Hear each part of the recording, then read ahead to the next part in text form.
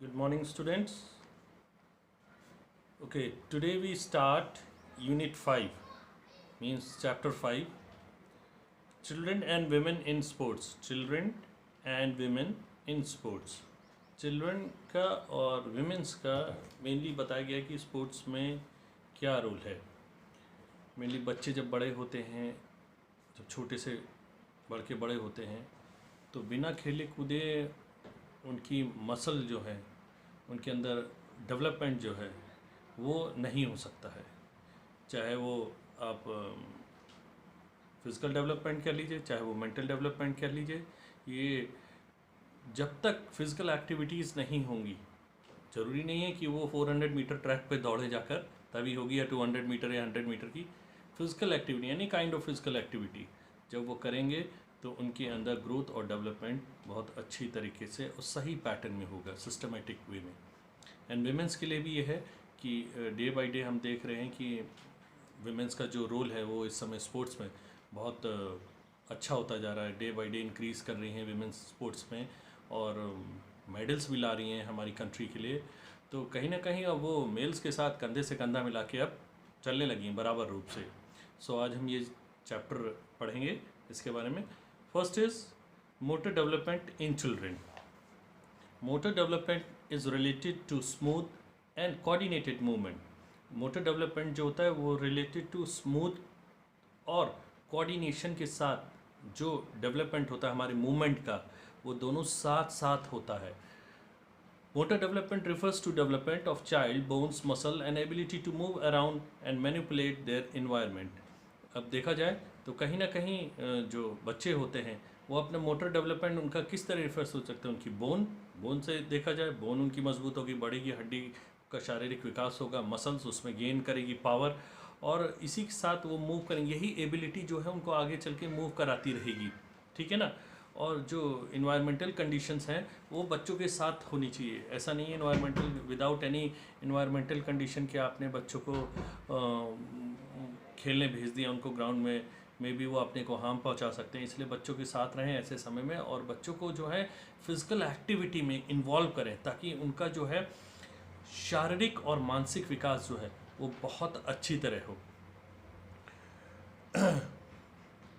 It provides perfection in action and graceful movement. It provides perfection in action, यानी action में जो perfection आता है.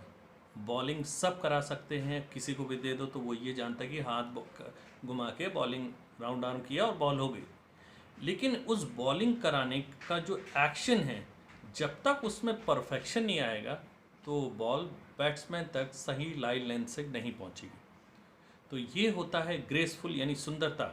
आपकी ग्रेसफुल तरीके से, सुंदर ढंग से उस चीज़ को पेश करना. अगर हमने बॉलिंग कराई, सही तरीके से बॉलिंग हुई, बैट्समैन आउट हुआ या बैट्समैन बीट हुआ, तो यानी इट मीन्स आपकी बॉलिंग के जो एक्शन में परफेक्शन था वो एकदम सही था. ठीक. This is very important for children. ये बच्चों के लिए बहुत ही ज़रूरी होता है. ये मैंने एग्जाम्पल दिया था बॉलिंग कराने का. Motor development in children is divided into 2 parts. Motor development जो चिल्ड्रन में होता है वो 2 पार्ट्स में डिवाइड होता है. First is gross motor development and second is fine motor development. Gross motor development वो डेवलपमेंट होता है जो कुल पूरी बॉडी का, जहाँ पर हमारी बॉडी जितनी भी मसल है, जितनी भी बोन्स हैं, उन सब का यूज़ जो है एक साथ कर रही है सही तरीके से. जहाँ पर जिसे कहेंगे हम जो लार्ज मसल है हमारी वो इसमें यूज़ हो रही है. अब मान लिया बच्चा है, बच्चा लेटा हुआ है. लेटे रहने में क्या है, वो कोई फिंगर टिप पे कोई काउंट नहीं कर सकता है, वो किसी चीज़ को परफेक्शन के साथ पकड़ नहीं सकता है, ठीक है. वो किसी चीज़ को सही से होल्ड नहीं कर सकता है. वो करेगा तो ग्रिप करेगा, किसी भी चीज़ की ग्रिप करेगा. उसे ये नहीं पता है कि अगर हमने हाथ में सुई पकड़ाई है तो सुई को ग्रिप नहीं करना है, क्योंकि वो ग्रिप करेंगे तो सुई घुस जाएगी. तो परफेक्शन तब कब आता है, जब फाइन मोटर डेवलपमेंट होता है. फाइन मोटर डेवलपमेंट, उस स्विंग को हमें होल्ड करना है इस तरीके से. तो it first is gross motor development. It involves development of large और big muscle of body. These big muscles help them to stand, sit, run, jump et cetera. यानी वो उसको सही से खड़ा होने में मदद कर सकती हैं, क्योंकि इसमें large muscles cross motor development में यूज़ होती है, लार्ज एंड बिग मसल्स, तो वो उसको बैठने में, उठने में, कूदने में, ठीक है, इसमें मदद कर सकती है। बट फाइन मोटर डेवलपमेंट में है यानी फाइन चीज़ होना, it involves development of small muscles. ये डेवलपमेंट किसका कराती है? हमारी स्मॉल मसल्स, यानी स्मॉल मसल्स जैसे हमारी ये उंगलियों में है, हर चीज़ में है, होल्डिंग योर नेक है, ठीक है, कुछ कुछ मसल्स हैं जो सही से हमारे स्मॉल मसल्स काम करती हैं, स्पेशली हैंड्स एंड फिंगर, हाथ और आपकी फिंगर्स जो हैं in body. These muscles help them to do fine work like catching, throwing, picking, kicking, dancing, balancing, skill perfection, writing, etc. अब ये जितनी भी नाम मैंने लिए, ठीक है, उस सब में जो है वो फाइन चीज़ होती है। बिना फाइन करे कोई ये काम सही नहीं हो सकता। मान लीजिए कैचिंग है, कैचिंग के लिए भी उस चीज़ को जो सामने से चीज़ आ रही है, फॉर एग्जाम्पल बॉल, तो उसको हमें सही से जज करना है, उसकी टाइमिंग को जज करके हमें अपने हाथ से कैच करके उसको थोड़ा फॉलो थ्रू देना, ठीक है। तो अगर हम बैक में उसको नहीं हाथ को लेंगे तो वो हमारे हाथ पे आती हुई चीज़ जोर से जर्क मारेगी, मे बी वो तो हाथ इंजरी हो जाए, हाथ में इंजरी हो जाए आपके, ठीक है, पाम में, या हो सकता है वो आपसे हिट करे और वापस गिर जाए। तो ये परफेक्शन होना ज़रूरी है। थ्रोइंग, किसी चीज़ पे थ्रो कर रहे हैं, मान लिया अगर हम किसी चीज़ पे निशाना ही लगा रहे हैं थ्रो करके, ठीक है, या एक फील्डर होता है, विकेट कीपर के पास बॉल फील्ड करके सीधे थ्रो करके फेंकता है, तो अगर थ्रो में उसके परफेक्शन नहीं होगा तो वो विकेट कीपर की जगह हो सकता है वो बाउंड्री के उधर फेंक दे, हो सकता है वो बॉलर के इधर फेंक दे, हो सकता है दोनों पिच के बीच में फेंक दे, तो जो रनआउट की होने का चांस है वो मिस हो गया। तो परफेक्शन होना ज़रूरी है, सीधे थ्रो कीपर के पास जाए, यानी स्टंप पर एकदम। पिकिंग, किकिंग, डांसिंग, बैलेंसिंग, ऐसे ही टाइप की हर फाइन मोटर डेवलपमेंट से रिलेटेड चीज़ है। Now factor affecting motor development, अब कौन कौन से फैक्टर जो हैं वो अफेक्ट करके हैं मोटर डेवलपमेंट पे। फर्स्ट इज जेनेटिक फैक्टर जो है वो बहुत अफेक्ट करता है, जो कि हेरिडिटी के रूप में मिलता है। Heredity plays an important role in motor development, heredity जो है वो बहुत ही इंपॉर्टेंट रोल अदा करती है मोटर डेवलपमेंट में। दस में include physical traits such as, यानी फिजिकल ट्राइट यानी फिजिकली लक्षण जो होते हैं, such as height and colour of the eyes, as well as developmental traits such as shyness and extroversion. में भी हो सकता है बच्चे का रंग रूप, आंखों का रंग, ठीक है, ब्राउनिश, ब्लूइश आइज कैसी हैं, greenish eyes, fair complexion, dark complexion, वो हमें जेनेटिकली मिलता है। और कभी कभी हमें बच्चे के साथ माता पिता के गुण में के साथ उसको हो सकता है बहुत ही ज़्यादा एक्सट्रोवर्जन, यानी जिसे बहुमूर्खता कहते हैं, ठीक है, हो सकता है ओवर कॉन्फिडेंट टाइप का, हो सकता है बहुत ही तेज, ठीक है, ये शाइनेस, थोड़ा शाय, चुप्पी स्वभाव का, ठीक है, वो खराब चीज़ नहीं है चुप्पी स्वभाव, यानी चुप रहने वाला, शांत मन का, ये भी हमें मिल सकता है। Body weight, size and strength also have a basis in genetics, and an important muscular traits that depends upon the genes is the muscles composition and the ratio of fast twitch to slow twitch fiber, fast twitch muscle fiber and slow twitch muscle fiber, ठीक है, एक white muscle fibre और एक red muscle fibre. White muscle fibre जो बहुत मदद कराते हैं हमारे तेज़ी से हमें रन एक्सप्लोड करने के लिए बॉडी को, ठीक है, मसल्स को एक्सप्लोड करने के लिए, अगर हम स्प्रिंट पे on your mark set go, तो यानी बहुत तेज़ी से एक्सप्लोड करके हम आगे निकलते हैं, तो ये सब फास्ट ट्विच मसल फाइबर का काम होता है। वेट, साइज और स्ट्रेंथ, ये भी जेनेटिकली हमें मिलता है अपने माँ बाप से, जेनेटिक थ्रू हेरिडिटी के रूप में। सेकेंड आता है environments, social factors and physical surroundings have a vital role in motor development. अगर कहा जाए इन्वायरमेंट कंडीशन, ये बहुत ही ज़्यादा मेन रोल अदा करती हैं इसमें, ठीक है। मैंने कई बार चीज़ें जो पिछले चैप्टर्स हुए उसमें इन्वायरमेंटल कंडीशन से रिलेटेड चीज़ें आई हैं, वो जैसे मैंने बताया, तो इसमें भी है social factors and physical surrounding. Social factor जो आपका समाज का चीज़ें हैं, जो समाज में रहने वाले लोग हैं, वहाँ पर उठने बैठने के लोगों का तरीका, बात करने का तरीका, ठीक है, उनके कार्य करने का तरीका, वर्क करने तरीका, ये बच्चे पे देख देख के धीरे धीरे उसमें ये प्रभाव पड़ता है, देखते देखते कि वो किस तरह काम करते नहीं करते। तो ये सारी चीज़ें उसमें धीरे धीरे आती हैं। अगर सराउंडिंग बहुत अच्छी होगी वहाँ की, ठीक है, वहाँ के लोग मिलनसार होंगे, वहाँ के लोग बड़े प्लेफुल होंगे, बहुत ही जॉली नेचर के होंगे, तो बच्चा भी वही चीज़ें सीखता है।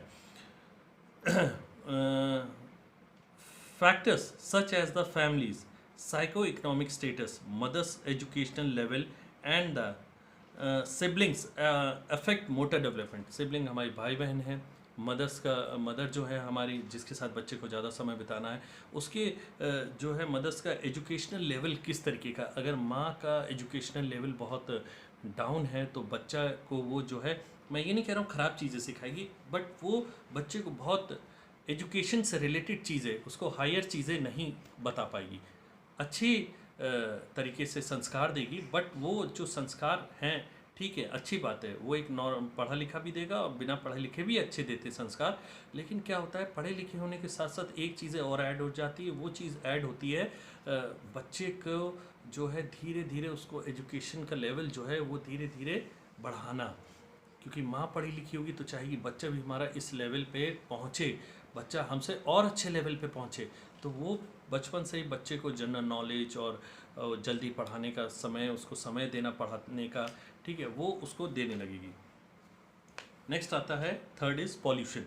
पॉल्यूशन जैसे सभी जानते हैं कि पॉल्यूशन जो है according to studies, air pollution not only affect respiratory organs but also has harmful effect on human growth. सिर्फ एयर पोल्यूशन यही नहीं बोला गया कि सांस से रिलेटेड ये बीमारी होगी, यानी हमारे रेस्पिरेशन से, यानी रेस्पिरेटरी से ही रिलेटेड बीमारी होगी, ये पूरी हमारी ह्यूमन ग्रोथ को, जो हमारी पूरी ह्यूमन ग्रोथ है जो बढ़ती है, उसके ऊपर असर डालता है।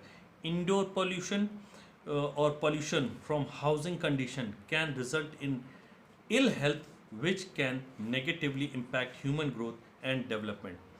ज़रूरी नहीं है बाहर का पोल्यूशन ही जो है, धुआं वगैरह, स्मॉग जो है वो ये हमारे को बहुत पॉल्यूटेड हमारे ह्यूमन बॉडी को कर रहा है, नहीं, ऐसा नहीं है।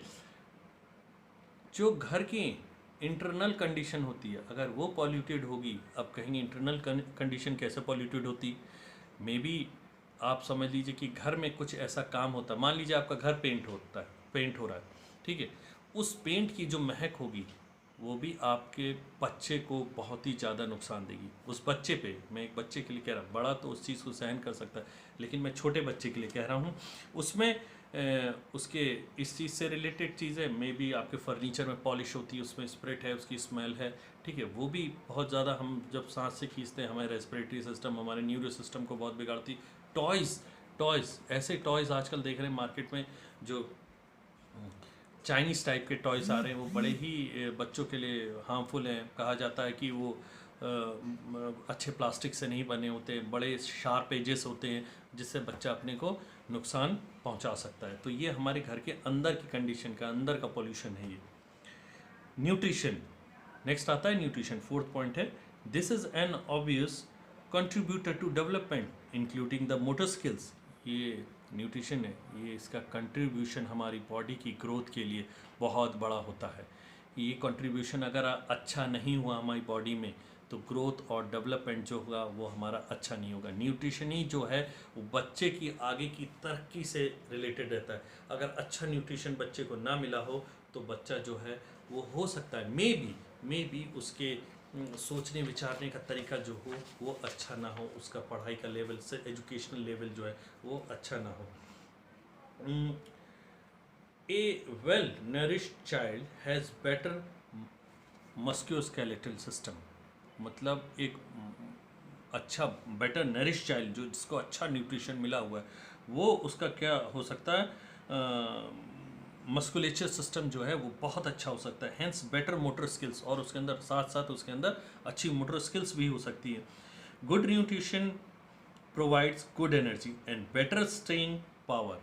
गुड न्यूट्रिशन अच्छी एनर्जी प्रोवाइड करता है, और अच्छी एनर्जी जब प्रोवाइड होती तो आप किसी चीज़ में भी बेटर स्टे कर सकते हैं, ठीक है, सामना किसी भी चीज़ का बहुत अच्छी रहकर वहाँ पर कर सकते हैं। वो चाहे आपको फुटबॉल खेलने के समय पूरे ग्राउंड पे दौड़ना पड़ रहा हो, या किसी को आप खुद रनिंग कर रहे हो, तो ये चीज़ डिपेंड करती है आपका खान पान कितना अच्छा रहा है, कितना अच्छा न्यूट्रिशन मिला है। एक्सरसाइज सभी जानते हैं कि डेली फिजिकल एक्सरसाइज जो है वो हमारे लिए अच्छी है। ज़रूरी नहीं कि हम 100 मीटर की दौड़ दौड़ें तो वही हमारे लिए फिज़िकल एक्सरसाइज अच्छी बनी। आप अपने घर में भी एक्सरसाइज कर सकते हैं, आप अपने घर में योग कर सकते हैं। बच्चे को जो है एक्सरसाइज कराइए, योग कराइए। क्या होगा जब आप बचपन से ये चीज़ कराएंगे तो बच्चे के अंदर वो चीज़ बहुत अच्छी तरीके से आ जाएगी, और जब वो चीज़ बहुत अच्छी तरह से उस बच्चे के अंदर आ जाएगी तो वो बच्चा जो होगा उसके अंदर इस चीज़ का आदी हो जाएगा कि सुबह उसे उठना है, एक्सरसाइज करनी है, योग करना है। तो ये हमेशा उसको क्या रखेगी, फिट रखेगी, हेल्दी रखेगी, उसका फ्लेक्सिबिलिटी अच्छी रहेगी, उसका स्केलेटल सिस्टम अच्छा रहेगा, उसका रेस्पिरेटरी, उसका कार्डियक सिस्टम, मतलब ऑर्गन्स भी अगर इसमें इंक्लूड करें तो सारे जो ऑर्गन्स है वो हेल्दी रहेंगे। ठीक है। अब आता है obesity. Being overweight is a big deterrent, means अगर देखा जाए टू बिग डिटरेंट और टू मूवमेंट। अगर ज़्यादा ओवरवेट वाला बच्चा है तो उसके मूवमेंट में बहुत ही ज़्यादा परेशानियां होती हैं। जल्दी उठना, एकदम से खड़े होना, जल्दी से तेज़ी से दौड़ना, एकदम से दौड़ना, कोई भी वर्क को एकदम से करना नहीं, उससे ओवरवेट वाले से जल्दी नहीं हो पाता। करेगा लेकिन वो बहुत ही धीरे धीरे स्टार्ट करेगा उस चीज़ को। तो obese children are less swift than those with a normal weight, and motor movement also saps more energy, causing them to slow down. ऐसे बच्चे जो होते हैं, अगर नॉर्मल के अकॉर्डिंग इन बच्चों को देखा जाए तो ये बच्चे जो होते हैं, ऐसे बच्चे ओबेस चिल्ड्रन जो होते हैं, वो जो काफ़ी स्लो होते हैं। इनके अंदर जो पिकअप होता है, जो एक्सलरेट करना होता है, वो एक्सलरेट अच्छी तरह नहीं होता है, तो जिस कारण ये नॉर्मल बच्चों से काफ़ी स्लो होते हैं। Physical deformity. अब फिजिकल डिफॉर्मिटी कहें तो cognitive deformity, acquired later physical deformities cause slowing down. But कोई भी अगर फिजिकल डिफॉर्मिटी हो गई, आप अच्छी तरह जानते हैं तो कि अगर हमारे अंदर कोई भी फिजिकल डिफॉर्मिटी हो गई तो हम किसी भी चीज़ में सही तरीके से पार्टिसिपेट नहीं कर पाएंगे। डिफॉर्मिटीज इन स्पाइन और लेग्स और any limb hinder motor development. अब आप समझ लीजिए, अगर हमें स्पाइन से रिलेटेड, लेग से रिलेटेड कोई भी डिफॉर्मिटी हो गई तो हमारी ग्रोथ के लिए तो वही चीज़ है कि रुकावट हो जाती है, हिंडर द ग्रोथ। ठीक है।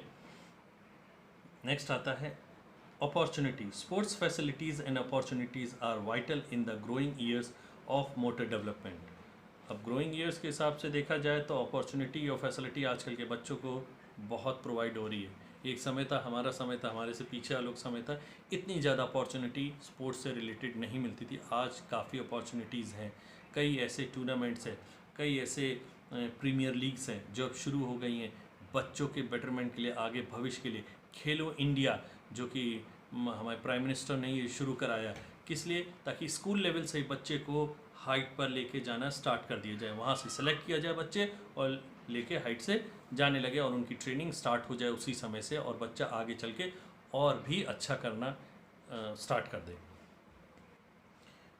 This has to be not only in school but also at home and surroundings.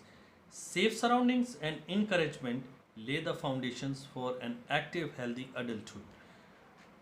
More, the opportunities to participate better in the motor development. अगर देखा जाए तो सिर्फ ये बाहर से ही रिलेटेड नहीं है कि अगर देखा जाए स्कूल्स लेवल से ही रिलेटेड है उनकी ग्रोथ, तो नहीं, उनके डेवलपमेंट, ग्रोथ और डेवलपमेंट घर से ही शुरू होता है। ये हमारे एडल्टहुड्स को ध्यान रखना चाहिए कि बच्चों को जो है डेवलपमेंट किस लेवल का हम दें, किस एज का बच्चा है, किस तरह उसका डेवलपमेंट हम कराएं। तो हमें बच्चे को, हमने जैसे बोला, जिस तरीके की एक्टिविटी आप करेंगे, अगर आप उसके सामने सिगरेट पिएंगे, शराब पिएंगे, तो बच्चे में धीरे धीरे ये चीज़ विद्यमान हो जाएंगी। यानी वो बच्चा धीरे धीरे ये चीज़ देखते देखते देखते यानी समझ तो ले गई, धीरे धीरे आगे चल के बोल भी लेगा क्या चीज़, इसका नाम भी जाने, और एक समय आएगा मे बी वो उसको अप्लाई भी कर सकता है। तो उसके सामने अगर आप खेलेंगे, कूदेंगे, एक्सरसाइज करेंगे, रिक्रिएशन करेंगे, ठीक है, अच्छी तरीके से बात करेंगे, तो बच्चा धीरे धीरे वही चीज़ सीखता है, वही चीज़ अडॉप्ट करता है। तो अपॉर्चुनिटी आप ही के हाथ में है बच्चे के लिए कि आप उसको अपॉर्चुनिटी किस तरीके की प्रोवाइड करा रहे हैं। अगर आप ख़राब अपॉर्चुनिटी प्रोवाइड कराएंगे तो बच्चा उसी को ही अडॉप्ट करेगा। अगर अच्छा अपॉर्चुनिटी प्रोवाइड कराएंगे तो बच्चे के बेटरमेंट के लिए होगा। आगे बच्चे का फ्यूचर बहुत अच्छा रहेगा। ओके, कल नेक्स्ट इसके आगे का होगा। आज के लिए इतना ही है। इसको डेली नोट्स आप बनाते रहिए, ठीक है, और मेरे को मैसेज सेंड करते रहिएगा। मेरी जो इस समय यूट्यूब का जो चैनल है अभिषेक वुड टेक के नाम से होगा। एक्चुअली क्या, मैं अपने ब्रदर के मोबाइल से चला रहा था तो आकाश सिंह नाम से आता था। अभिषेक वुड टेक में ही आएंगे सारे चैनल्स, तो हो सके तो आप सब वही से देखिएगा, आपको उसकी लिंक अभी मिल जाएगी, ठीक है। Okay okay, good day.